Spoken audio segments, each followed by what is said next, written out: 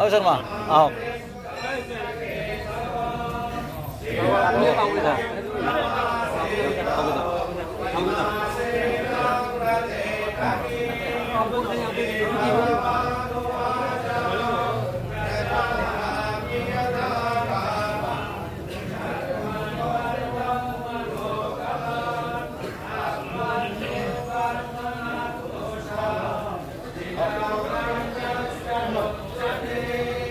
এই ব্ৰহ্মভোজনটো পাতিছে কি উদ্দেশ্যে পাতিছে কাৰণটো নাজানো যে মই কিমানজন পুৰোহিত তাতে 108 পুৰোহিত চব ইয়াতে কিবা বিয়া কৰোৱা বিয়া নকৰা এনে কিবা আছে নেকি তেনেহ'লে এই যজমানজন ক'ৰ আছে আপোনাৰ এই ভিতৰৰ পানী পৰ বিদ্যানগৰ পানী পৰ যজমান কি উদ্দেশ্যে পাতিছে গম পোৱা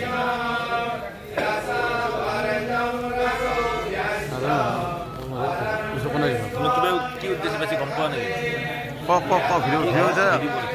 কাৰণ মানে কি নিমন্ত্ৰণটো দিছে যে কিবা উদ্দেশ্য ভাল শুভ কৰ্ম মানে শুভ ফল প্ৰাপ্তিৰ কাৰণে এই আমাৰ ভিডিঅ'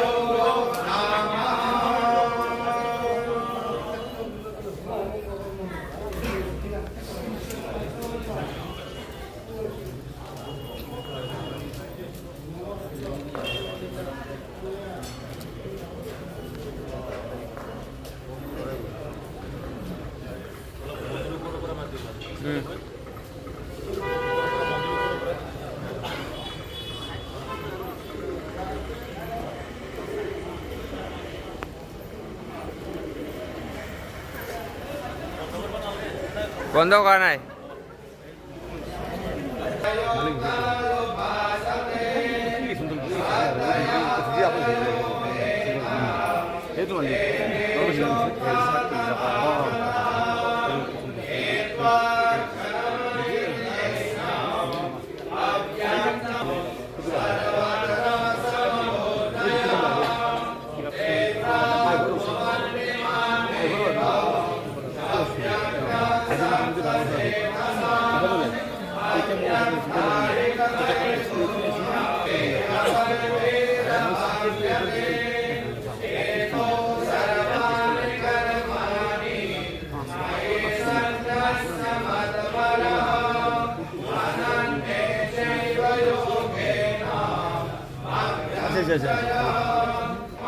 এই আজি যিটো নিমন্ত্ৰণ দিলে মানে কিমানজন দেওক আৰু কি উদ্দেশ্যে নিমন্ত্ৰণ দিলে দেশসকলক কাৰণটো কওক মানে যজমানসকল তেখেতসকলক ঘৰ ক'ত বা এই ব্ৰহ্মভোজনটো কৰিছে গীতানগৰ পানীপথ গাঁৱৰ গলিত যদুনন্দন দত্ত তেখেতে কিছুমান বস্তু পৰম্পৰা হেৰি লৈ থাকে যি পৰিবিলাকক আমি কি কৰিম কেনেকৈ মুক্তি দিম আমি কৰিব পৰা নাই তেখেতে বহুতখিনি বিধান লৈ বহুতখিনি কৰিলে কৈছে যে ইয়াতে মহাবলীও কৰি আছে প্ৰতি বছৰে কৰি আছে তাৰপিছত তাৰা পূজাও কৰি থাকে প্ৰায় মাহত চলি আছে আৰু তেখেতে কৈছিল যে সকলোতে এটা কাম কৰে আঠটা ব্ৰহ্মভোজন ৰ'দ মাতি ব্ৰহ্মভোজন কৰক লগতে তাৰা পূজা আৰু বিষ্ণু আৰু তেখেতে সেই মানস কৰি তেখেতে কৰণীয় কাম কৰি গৈছে ইয়াৰে কেইদিনমানৰ লগত পুৰোহিতবিলাকে 12জন ব্ৰাহ্মণক মাতি ভূদান কৰিছে।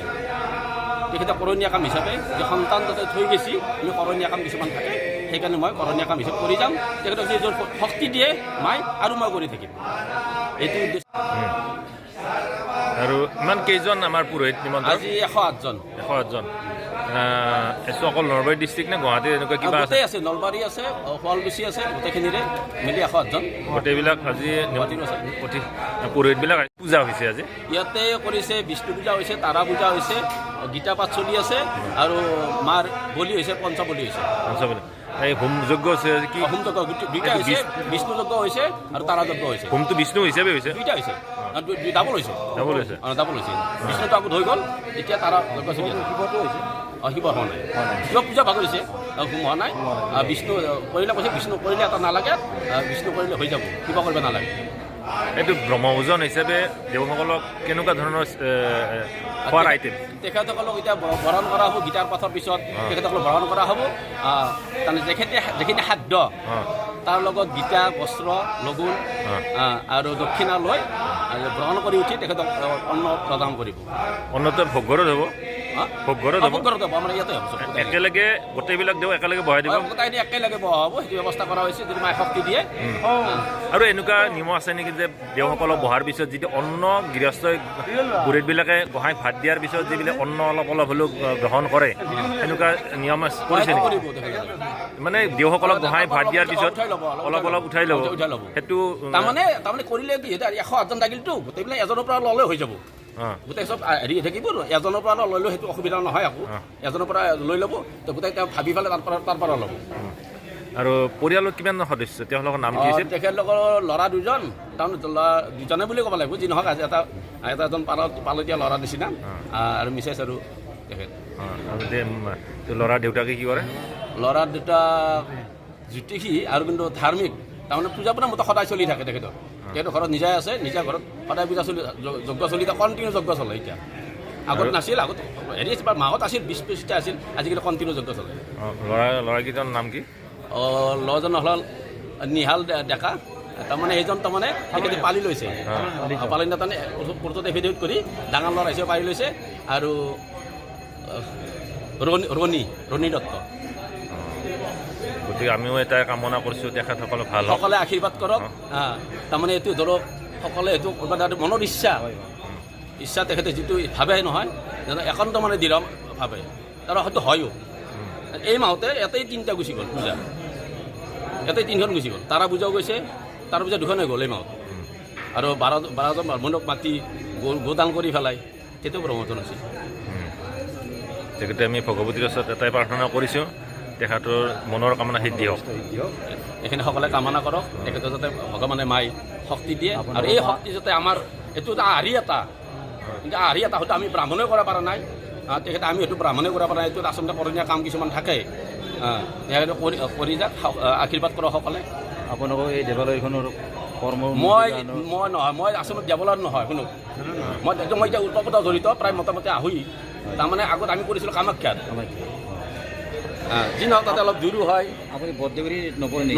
মই এইটো নহয়, মই তাৰে মই সদায় তেখেতৰ ঘৰত সদায় কৰোঁ, তেখেতৰ ঘৰ পূজা সদায় কৰোঁ মই। ভাল লাগে। বহুত বহুত ধন্যবাদ। ধন্যবাদ, আপোনালোক শুভেচ্ছা থাকিল। পূজা হৈছে আজি ইয়াতে কৰিছে, বিষ্ণু পূজা হৈছে, তাৰা পূজা হৈছে, গীতা পাঠ চলি আছে, আৰু মাৰ বলি হৈছে, পঞ্চবলি হৈছে। এই হোম যজ্ঞ হৈছে কি? হোম যজ্ঞ দুইটা হৈছে, বিষ্ণু যজ্ঞ হৈছে আৰু তাৰা যজ্ঞ হৈছে। হোমটো বিষ্ণু হিচাপে হৈছে? দুইটা হৈছে, ডাবল হৈছে। ডাবল হৈছে? ডাবল হৈছে। বিষ্ণুটো আগত হৈ গ'ল, এতিয়া তাৰা যজ্ঞ চলি আছে। শিৱ হোৱা নাই, শিৱ পূজা ভাগ হৈছে, হোম হোৱা নাই। বিষ্ণু কৰিলে কৈছে, বিষ্ণু কৰিলে এটা নালাগে, বিষ্ণু কৰিলে হৈ যাব, শিৱ কৰিব নালাগে। এইটো ব্ৰহ্মভোজন হিচাপে দেৱসকলক কেনেকুৱা ধৰণৰ খোৱাৰ আইটেম? তেখেতসকলক এতিয়া বৰণ কৰা হ'ব, গীতাৰ পাঠৰ পিছত তেখেতসকলক বৰণ কৰা হ'ব। তাৰমানে যিখিনি খাদ্য তাৰ লগত গীতা, বস্ত্ৰ, লগুণ আৰু দক্ষিণা লৈ গ্ৰহণ কৰি উঠি তেখেতক অন্ন প্ৰদান কৰিব। অন্নতে ভোগঘৰত হ'ব?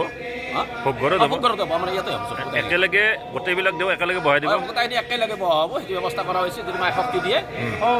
আৰু এনেকুৱা নিয়ম আছে নেকি যে দেওসকলক বহাৰ পিছত যিটো অন্ন গৃহস্থই বুঢ়ীবিলাকে গোহাঁইক ভাত দিয়াৰ পিছত যিবিলাক অন্ন অলপ অলপ হ'লেও গ্ৰহণ কৰে এনেকুৱা নিয়ম কৰিছে নেকি? কৰিব তেখেতে।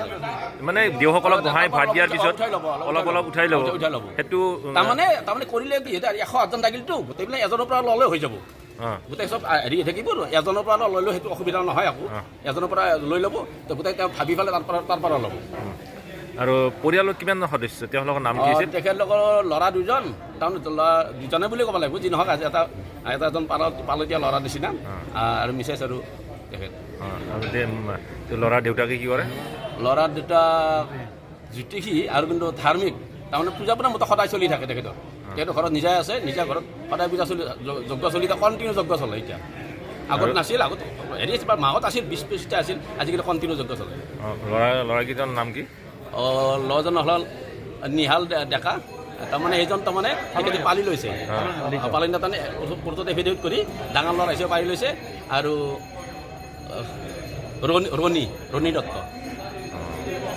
গতিকে আমিও এটাই কামনা কৰিছোঁ তেখেতসকলে ভাল হওক, সকলে আশীৰ্বাদ কৰক। তাৰমানে এইটো ধৰক সকলে এইটো মনৰ ইচ্ছা তেখেতে যিটো ভাবে নহয় যেন একান্ত মানে দৃঢ় ভাবে, তাৰ হয়তো হয়ো। এই মাহতে ইয়াতেই 3টা গুচি গ'ল পূজা, ইয়াতেই 3খন গুচি গ'ল, তাৰা পূজাও গৈছে, তাৰ পূজা 2খন হৈ গ'ল এই মাহত। আৰু 12জন ব্ৰাহ্মণক মাতি গোদান কৰি পেলাই সেইটো প্ৰমোচন আছিল। তেখেতে আমি ভগৱতীৰ ওচৰত এটাই প্ৰাৰ্থনা কৰিছোঁ তেখেতৰ মনৰ কামনা সিদ্ধি হওক। এইখিনি সকলে কামনা কৰক, তেখেতে যাতে ভগৱানে মাই শক্তি দিয়ে, আৰু এই শক্তি যাতে আমাৰ এইটো এটা আৰ্হি এটা, কিন্তু আৰ্হি এটা হয়তো আমি ব্ৰাহ্মণে কৰা পৰা নাই, তেখেতে আমি হয়তো ব্ৰাহ্মণে কৰা পৰা নাই, এইটো আচলতে কৰণীয় কাম কিছুমান থাকে, তেখেতে কৰি যাক, আশীৰ্বাদ কৰক সকলে। আপোনালোকৰ এই দেৱালয়খনৰ কৰ্ম মই নহয়, মই আচলতে দেৱালয়ত নহয়, শুনক মই এতিয়া ওতঃপ্ৰোত জড়িত প্ৰায় মোটামুটি আহোই। তাৰমানে আগত আমি কৰিছিলোঁ কামাখ্যাত, যি নহওক তাতে অলপ দূৰো হয়। আপুনি বৰদেউৰী নপৰে নেকি? মই ইয়াতে নহয়, মই তাৰে মই সদায় তেখেতৰ ঘৰত সদায় কৰোঁ, তেখেতৰ ঘৰ পূজা সদায় কৰোঁ মই। ভাল লাগে। বহুত বহুত ধন্যবাদ। ধন্যবাদ, আপোনালোক শুভেচ্ছা থাকিল।